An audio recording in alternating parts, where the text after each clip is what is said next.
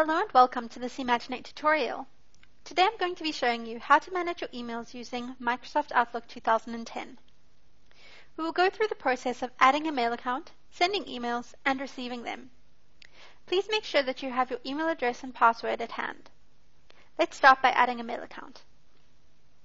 At the top of your screen, you will see a number of options entitled File, Home, Send and Receive, Folder, View, and Add-ins. Click on the File option and then select Add Account. The following screen will pop up. Select Manually Configure Server Settings or Additional Server Types and then click Next. You're going to want to add an internet email, so make sure that this is selected and then click Next again. Now you will be asked for your information. Under your name, type in the name that you want to have associated with this account. This is the name that will come up alongside any emails that you send. So if it's a personal address, you may want to type in your full name. If it's a business address, you may want to type in your company's name. In this case, we're going to use Imaginate Tutorial. Next, you're going to type in the email address that you want to add.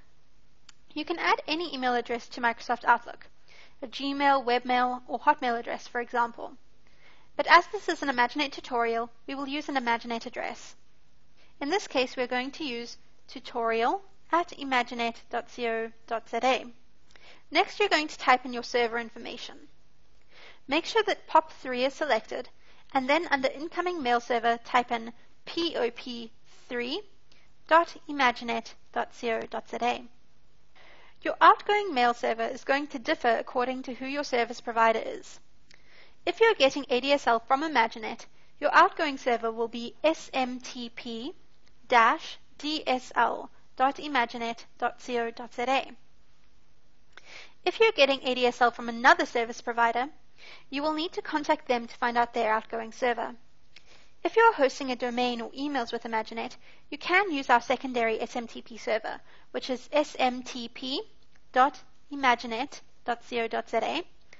However, traffic to and from your addresses will then contribute towards your monthly traffic limit. Today we are going to use smtp.imaginate.co.za. Next, you're going to type in your logon information. Make sure that your username is your full email address, in this case tutorial@imaginate.co.za, and then type in your password, in this case tutorial1. Make sure that you select Remember Password and then click Next. Outlook is now going to test the server settings that we typed in. If the settings are correct, the following message will pop up.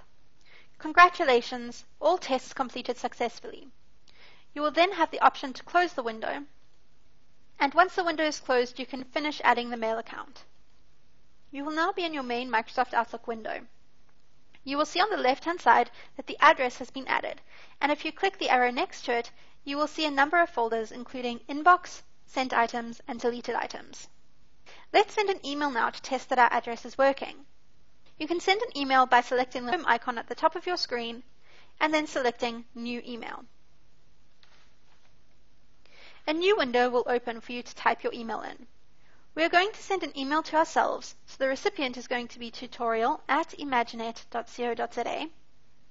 The subject is going to be Test, and the body is going to read Testing, Testing, 1, 2, 3. Once you have typed the message that you want to send, you can click Send. You will now be returned to your main Outlook screen, and you may see that there is already one item in your inbox. If it has not yet arrived, you can click the Send and Receive icon at the top of your screen, and then select the Send and Receive All Folders button. Outlook will then attempt to receive any emails. You will now see that you have one email in your inbox, and it is from Imaginate Tutorial. If you click this email once, it will come up on the left-hand side, and if you double-click it, it will open in a new window. Now you have set up your Microsoft Outlook 2010 to send and receive emails. If you have any questions, please feel free to contact our technical support.